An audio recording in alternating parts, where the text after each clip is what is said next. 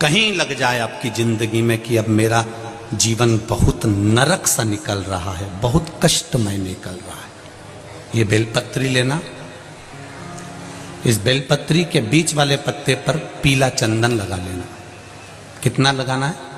बीच वाला जो पत्ता है उस पर पीला चंदन। जब आपको लगे कि मेरा जीवन बहुत कष्टमय है, अब ये रोग, अब ये कष्ट दूर ही नहीं हो रहा, अब ये आए दिन तकलीफ पर तकलीफ बढ़ती जा रही है, आए दिन रोग बीमारी, पैसा घर में बच नहीं रहा, बहुत कष्टमय जीवन है, इसमें लगाओ पीला चंदन बेलपत्री की बीज पत्ती पर। और बीज पत्ती पर जब चंदन लग जाए, लगने के बाद में ये दोनों पत्ती पर लाल चंदन लगा लीजिए।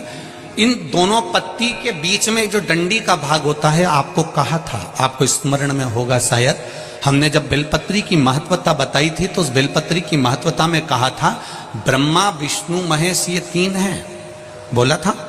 बीच में ये बड़ी पत्ती से लेकर जो दो पत्तियां होती हैं, इनके बीच में जो जगह बचती है, इसमें मां पार्वती के 64 योगनियां, मां पार्वती अपनी पूर्ण सिद्धि के साथ में जितनी भी देवी के स्वरूप हैं, वो माता 64 योगनियां देवी के स्वरूप में यहां पर विराजमान होती हैं। दो पत्ती के नीचे से जो डंडी होती है नीचे तक, ये पूरी डंडी में 33 कोटि देवी देवताओं विराजमान होते हैं इस पूरी डंडी के अंदर।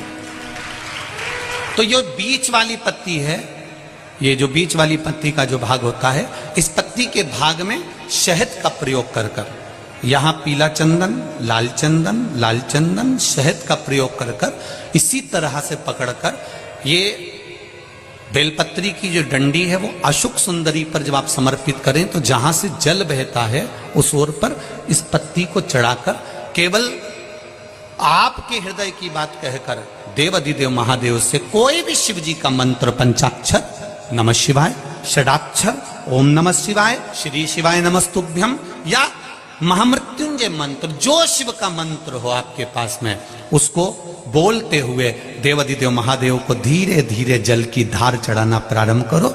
जल की धार जब पूर्ण होने लगे, उसमें थोड़ा जल बचे, तब अशुक सुंदरी पर जो तुमने बेलपत्र चढ़ाई है वहां उस जलधार को चढ़ा। ये प्रयोग आपको केवल सोमवार की अष्टमी पढ़ने पर ही करना है। कौन से दिन करेंगे? जम के बोलिए जरा। सोमवार की अष्टमी पढ़ने पर यह प्रयोग करें और जल चढ़ाकर बाबा से विनती कर कर उसी बेलपत्र को वापस उठाकर कहीं जलाशय में या किसी पेड़ के नीचे विसर्जन कर दें और एक लोटा जल वहां भी चढ़ा दें। बस निवेदन कर कर आ जाइए, मेरा बाबा 3 माह के अंदर हाथ जरूर पकड़ेगा और आपको दलदल से बाहर निकाल देगा। इसका प्रयोग कि ये बेलपत्र वही है जिसको आप हमेशा चढ़ाते आए, जल भी वही है जिसको आप हमेशा चढ़ाते हैं, चावल भी वही है जिसको आप हमेशा चढ़ाते हैं, गुलाब की पंखड़ी भी वही है जिसको आप चढ़ाते हैं, जल वही है, गुलाब वही है, पत्ती वही है, बेलपत्र वही है, मंदिर वही है। केवल इसको चढ़ाने के लिए तुम अब सोचते हैं लोग, हम तो कब से जल चढ़ा रहे हैं, हम तो कब से बेलपत्र चढ़ा रहे हैं, हम तो कब से फूल चढ़ा रहे हैं, हम तो कब से चावल चढ़ा रहे हैं। तुम चढ़ा रहे हो, पर अभी तक जो चढ़ा रहे थे, जैसे सास चढ़ा के आती थी ना, वैसे नियम से चढ़ा रहे थे। हमारी तो सास भी आंवले की पूजन करती थी तो हम भी कर रहे हैं। जैसे घर में तुम्हारे भगवान की पूजन सास भी करती थी तो हम भी कर रहे हैं। वो भी 2 अगरबत्ती लगाते थे, हम भी लगा रहे हैं। दुकान जाते हो, सफाई करते हो, 2 अगरबत्ती लगा देते हो। जैसे पहले से चला आ रहा है वही की वही तुम अभी तक कर रहे हो। क्यों? क्योंकि हमारी सास करती थी, हमारे ससुर करते थे, हमारे पिताजी करते थे, हमारी माँ करती थी। जो पहले से करती आई उसका स्मरण तुमको रखा। तुम विश्वास रखकर नहीं कर रहे हो, तुम ये कर रहे हो कि हमारे यहां से तो पहले से चले आ रहे हैं, हम तो पहले से करते आ रहे हैं, हम तो पहले से मंदिर जा रहे हैं। ये तुम एक नियम बनाकर कर रहे थे कि हमारे पूर्वज करते आए हैं तो हमको करना है। पर अब तुम जो जल चढ़ा रहे हो, अब तुम जो बेलपत्री चढ़ा रहे हो, अब तुम जो चावल चढ़ा रहे हो, अब तुम जो धतूरा चढ़ा रहे हो, अब तुम जो पुष्प चढ़ा रहे हो, उसको चढ़ाने में तुम्हारा पूर्व का समय भूल गए। अब तुम्हारा विश्वास अंदर से जाग गया कि मैं ये चढ़ाऊंगी तो मेरा महादेव मेरे लिए तत्पर खड़ा। अब गया समय, अब तुम्हारा विश्वास जागृत हो गया। अब विश्वास की जागरूकता है। अब विश्वास की प्रबलता आ गई, अब विश्वास जागृत हो गया, भरोसा दृढ़ हो गया। और जब भरोसा दृढ़ हुआ, विश्वास जागृत हुआ, तब परमात्मा को मिलने में देरी नहीं है। और अच्छे से समझो इस बात को, हमने शिव पर विश्वास नहीं करा तब तक ये मन भटकता रहा। किसी ने बताया वहां चले जाओ, वहां से ये काम हो जाएगा, वहां चले जाओ, वहां से ये काम हो जाएगा, वहां चले जाओ, वहां से ये काम हो जाएगा, वहां चले जाओ, वहां से ये काम हो जाएगा। अपन भटकते रहे। कोई कहता काल सर्प दोष है, कोई कहता वास्तु दोष है, कोई कहता पितृ दोष है, कोई कहता ये दोष है, कोई कहता वह दोष है। हमने जिंदगी भर सारे दोष निकाले, पर हम ये नहीं निकाले कि हमारे कर्म में क्या दोष है। हमने वास्तु दोष की पूजन कराई, पितृ दोष की पूजन कराई, काल सर्प दोष की पूजन कराई, पर अपना दोष भी तो मिटाओ कि हम पूर्व में जो कर कर आए हैं वो कटेगा कैसे। मकान का सीढ़ियां यहां से बनाओ, बाथरूम तोड़ो यहां से बनाओ, रसोई घर उधर बनाओ, हमने पूरा तोड़ दिया, उसके बाद भी सुख नहीं आया। हमने 4 बार जाकर पितरों की पूजन करा दी तो भी सुख नहीं आया। हमने काल सर्प दोष की पूजन करा दी तो भी सुख नहीं आया। फिर वो सुख क्यों नहीं मिल रहा? उसका एक कारण है, ये सब दोष तो बाद में है, पहले हमने पूर्व में जो कर्म करा था, किसी का दिल दुखाया होगा, किसी को कष्ट दिया होगा, वो दोष जो हमारे कर्म में लिखा हुआ है वो कोई पूजन से नहीं कटेगा, बस केवल कटेगा तो आपके भजन से कटेगा। आप करो भगवान की भक्ति, आप जितना भगवान का भजन करोगे, आप जितना कीर्तन करोगे, आपको स्वयं को करना पड़ेगा। मैं खाऊंगा मेरा पेट भराएगा, ये खाएंगे इनका पेट भराएगा, आप खाओगे आपका पेट भराएगा। भगवान की पूजन में तुम्हारा टच चल सकता है। पति पूजन करेगा, पत्नी टच करके बैठी रहेगी, ये तुम्हारी भगवान के पूजन में चल सकता है, पर कर्म काटने में टच नहीं चलता।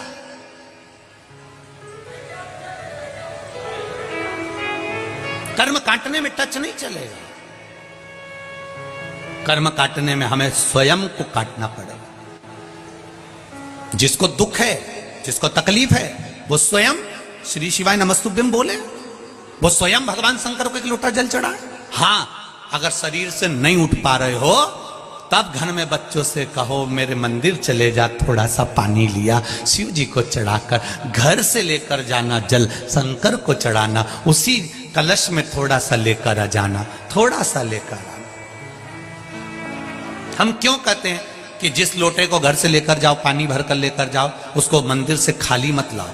शिव जी का चढ़ा हुआ जल भरे 2 बूंद लेकर आओ, पर लेकर आओ। क्यों कहते हैं? उसका कारण होता है, जब तुम मंदिर पे जल चढ़ाकर खाली लोटा लेकर आती हो, कोई अच्छे शुभ कार्य के लिए जा रहा होता है, तो आप खाली लोटा लेकर आएंगे तो अच्छा नहीं लगता, क्योंकि उसमें कहीं दोष उत्पन्न ना हो जाए। कोई अच्छे काम के लिए जा रहा है, आप जल चढ़ाकर लोटा जब लाओ, उसमें 2 बूंद भी अगर जल होगा तो तुम्हारा मुख देखकर अगर कोई कार्य के लिए निकल भी गया तो उसका कार्य सफल हो जाएगा,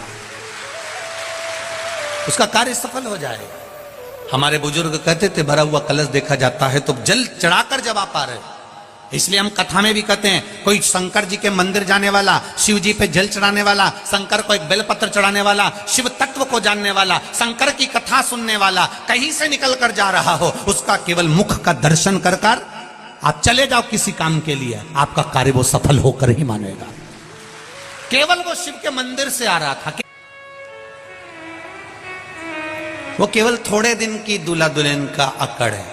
पर शिव महापुराण की कथा कहती है, जो शंकर के मंदिर जाता है, शिव के द्वार जाता है, रोज प्रतिदिन शंकर के मंदिर में जाकर एक लोटा जल चढ़ाता है, या उसकी चौखट का दीदार कर कर दर्शन कर कर चला जाता है, वो उसको अकड़ नहीं रहती। वो शंकर का जो भस्म शिव के शरीर पर रहती है, वो भस्म की चमक उसके चेहरे पर जीवन भर रहती है। जीवन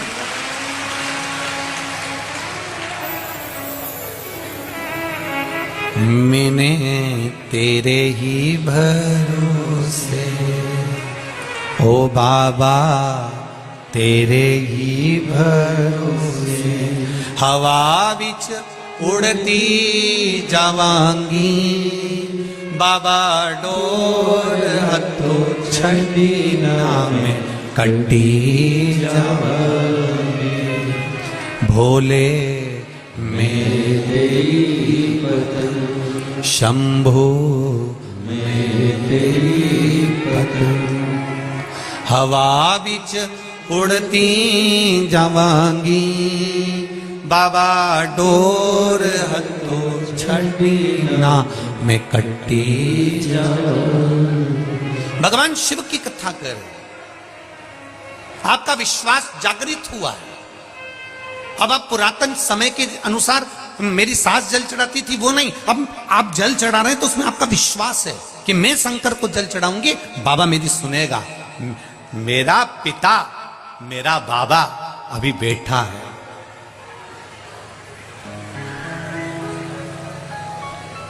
बोल बम का नारा है, जरा इतना धीरे नहीं, जरा दमदारी से।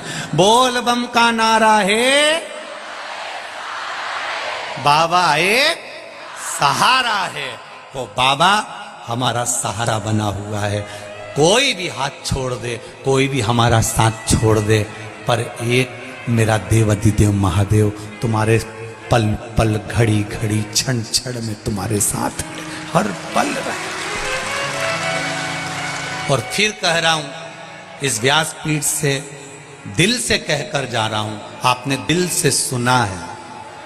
दिल का तू किनारा है, मेरी नैया का तू किनारा। आपका विश्वास जागृत करिए, आपका भरोसा जागृत करिए, आपकी दृढ़ता जागृत करिए। जब जागृत हो जाएगी तब सुख अपने आप आ जाएगा। मंदिर जाते हो आप लोग, सब जाते हो? विश्वास रखकर जाना, भरोसा रखकर जाना। जब घर से जल लेकर जाओ ना, जब घर से जल लेकर जाओ, तब मटके में से जब पानी भरो, लोटे में से पानी भरो, नल में से जब पानी भरो, तुम जब घर से जल लेकर जाओ, लोटे में से पानी भरो, नल में से जब पानी भरो, तुम जब घर से जल लेकर जाओ, तो तुम्हारे भीतर एक विश्वास होना चाहिए, मैं अपने बाबा से मिलने जा रही हूं। अपने घर का दुख, दर्द, तकलीफ, मेरे मन की बात मैं बाबा से कहने जा रही हूं। अगर तू नहीं सुनेगा तो सुनेगा कौन? कौन सुने?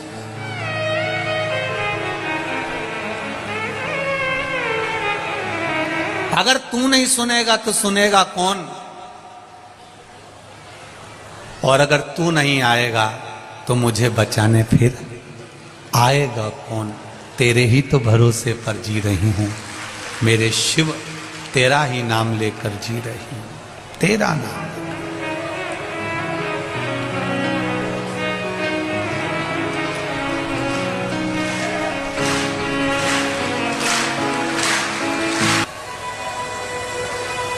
बहुला गाय अपने बेटे मनोरथ को दूध पिला रही है, मनोरथ को दूध दे।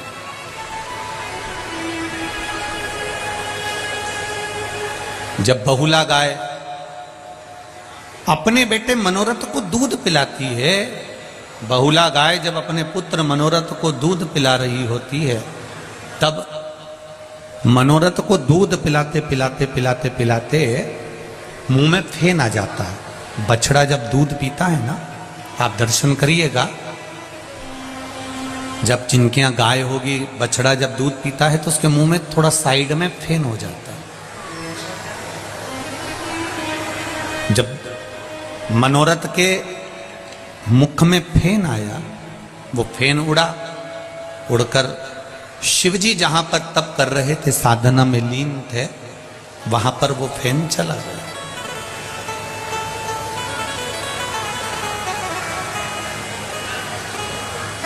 शिवजी को चढ़ने वाली सारी वस्तुएं झूठी हैं। मेरे भोलेनाथ जी कहते हैं, तुमने दूध चढ़ाया वो भी गाय के बछड़े का झूठा है, फूल चढ़ाया वो भौरे का झूठा है, मीठे का भोग लगाया वो चीटी चीटा मक्खी का झूठा है।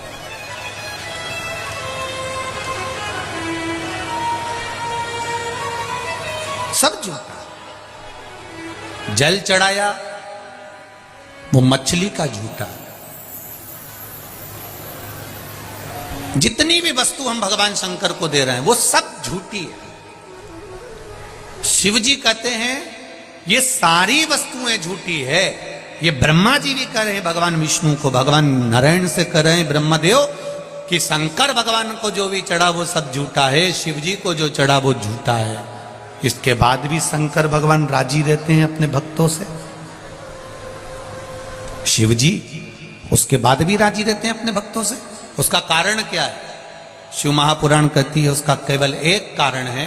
शंकर भगवान ने ब्रह्मा जी से कहा, ब्रह्मदेव तुम कहते हो कि मुझे चढ़ी हुई सारी वस्तु झूठी है, पर एक बात शंकर भगवान ने ब्रह्मा जी से कह दिया, जल झूठा है, दूध झूठा है, फूल झूठा है, मिष्ठान झूठा है, मैं मानता हूं सब झूठा है, पर जो मुझे चढ़ाने आया है उसका दिल सच्चा है। जो मुझे समर्पित करने आया है उसका आत्मा, उसका मन, उसका चित्त सच्चा, उसका हृदय सच्चा। अब आप लोग अगर आए हो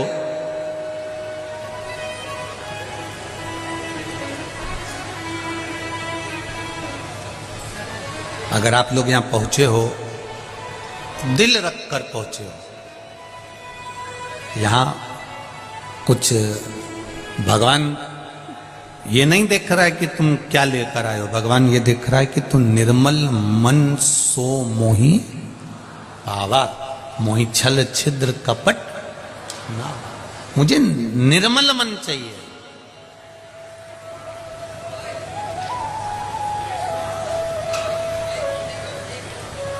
मुझे निर्मल चित्त चाहिए।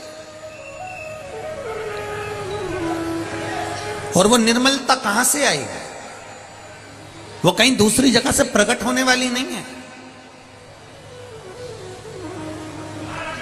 वो कहीं दूसरी जगह से प्राप्त नहीं होगी। और निर्मलता आपका जो कोमल भाव है, मन है, हृदय है, चित्त है, भगवान की अविरल भक्ति है, बस उसी से प्राप्त हो।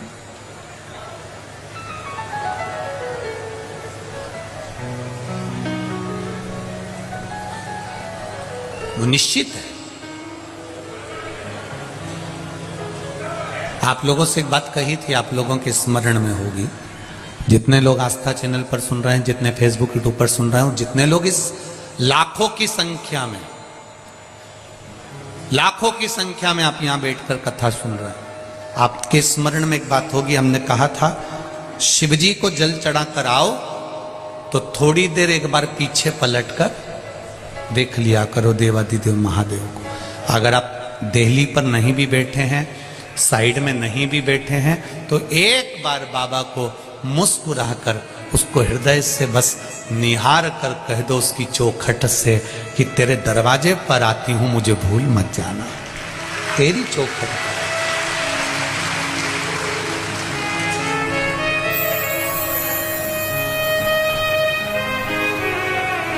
मुझे भूलना नहीं।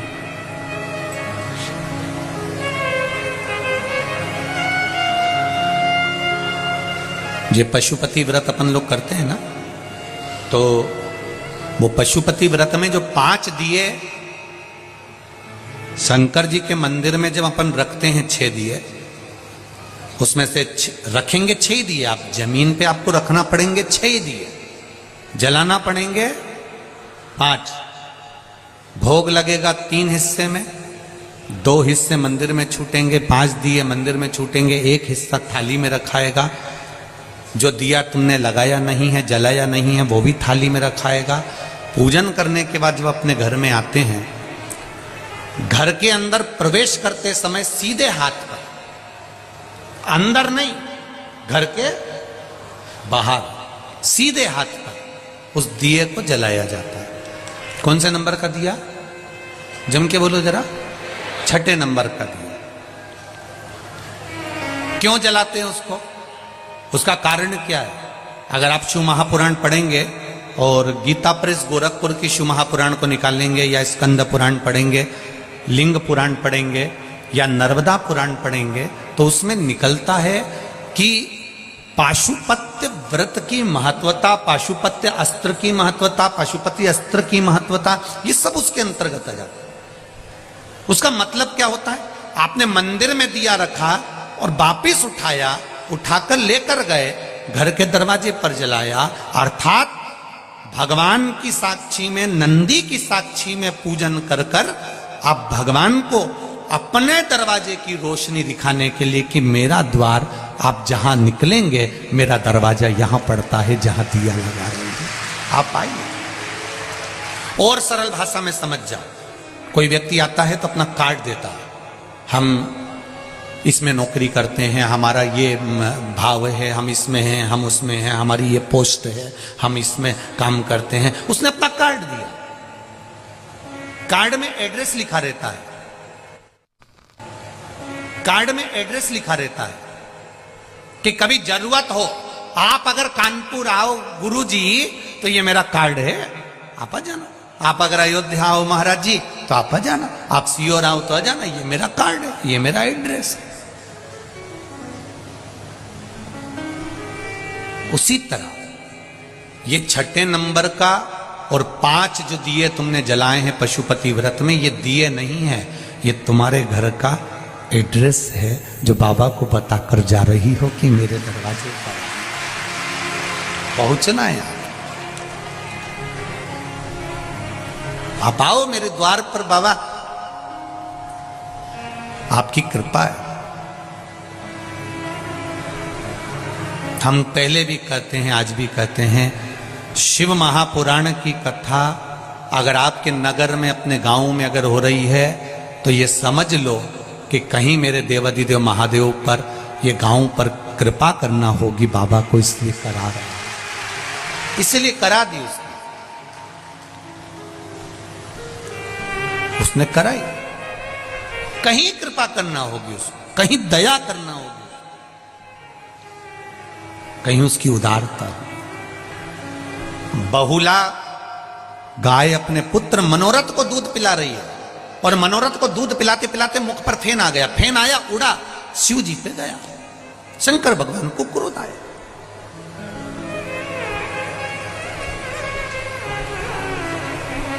शिव जी को क्रोध आया तो शंकर भगवान ने मनोरथ को मारने के लिए त्रिशूल उठाया। इतने में बहुला गाय को लगा कि मेरा बेटा मर जाएगा, मेरा बेटा मर जाएगा। गौ माता जैसी दुनिया में कोई मां नहीं। भगवान ने उसके स्तन में दूध दिया है तो उसके बच्चों के लिए दिया है कि तेरे जो बच्चे होंगे, बछड़ा बछड़ी होंगे, ये दूध तेरे बच्चे के लिए दिया है। पर गौ माता के बछड़े को तो केवल मुंह लगाया जाता है, खींच कर उसके पास में बांध दिया जाता है और पूरा दूध उस बछड़े के सामने निचोड़ निचोड़ के निकाल लिया जाता है। तो भी गौ माता कभी नहीं कहती कि मेरा दूध मेरे बछड़े के लिए है और तुम पी रहे हो, कभी नहीं कहती। फिर गाय क्या करती है? जब ग्वाला पूरा दूध दोह लेता है तो गाय उसमें से थोड़ा सा दूध अपने बछड़े के लिए अपने थन में बचा लेती है। अपने बछड़े के लिए गाय दूध अपने थन में बचा लेती है। ग्वाला इतना चतुर होता है, बछड़े को वापिस छोड़ देता है। बछड़े को वापिस छोड़ा, फिर उसने मुंह लगाया, गाय ने फिर दूध नीचे करा, इतने में बछड़ा फिर हटाया, ग्वाले ने फिर दूध निचोड़ लिया, फिर निचोड़। कितना देती है गौ माता, कितना।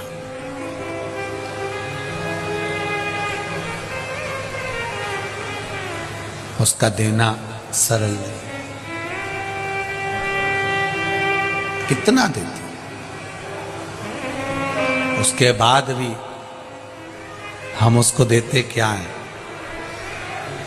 क्या प्रदान करते हम उसको? एक बार रोटी देंगे, दूसरी बार आ जाएगी तो डंडा देंगे। हम क्या देते हैं उसको? कुछ नहीं। जो सुख देना है वो हम दे नहीं पाते। शिव कथा कह रही है, बहुला ने देखा मेरे बेटे को मार रहा है। शंकर भगवान को तेज श्वास लिया और श्वास लेकर बहुला गाय अपने शिव जी को निगल।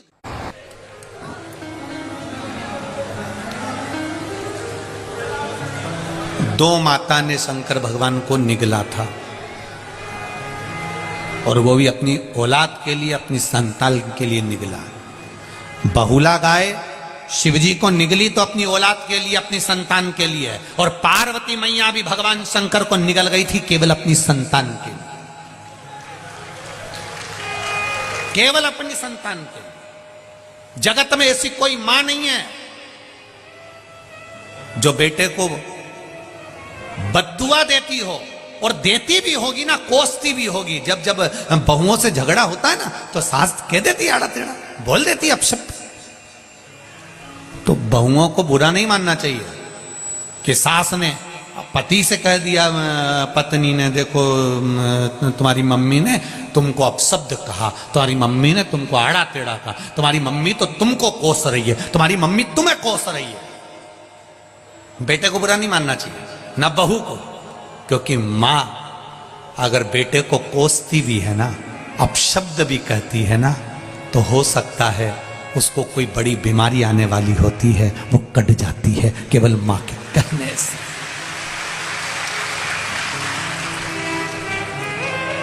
क्या यशोदा मैया लाला को प्रेम नहीं करती थी जो छड़ी लेकर भागी? घर में इतना मक्खन होता था तो क्या लाला को क्यों नहीं देती थी? अपाच्य हो जाएगा, छड़ी लेकर भागी, इसको तकलीफ हो जाएगी। क्यों गलत काम करता है? छड़ी लेकर भाग रही, इसको बांध देती है। क्या यशोदा जी के हृदय में कृष्ण के प्रति प्रेम नहीं था? अपार प्रेम था, अपार। पर बच्चों का अहित नहीं चाहती थी। मेरा भी मेरी मां से निवेदन है, अपने बच्चे को खूब प्रेम करो, दिल से प्रेम करो।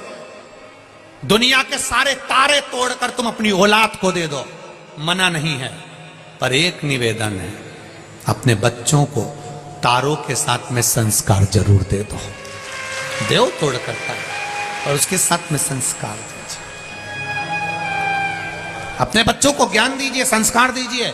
उत्तम ज्ञान देने का प्रयास कीजिए कि मेरा बच्चा भी रोज मंदिर जाए। छोटे छोटे बच्चे स्कूल जाने से पहले उनके हाथ में लोटा पकड़ा दो, जाओ मंदिर जाओ, जल्दी आना, घर के पास में मंदिर है। और मेरा विश्वास कहता है, मैं कानपुर में ज्यादा आया नहीं हूं, पहली बार अपनी जिंदगी में पहली बार कानपुर आया हूं, जीवन में पहली बार।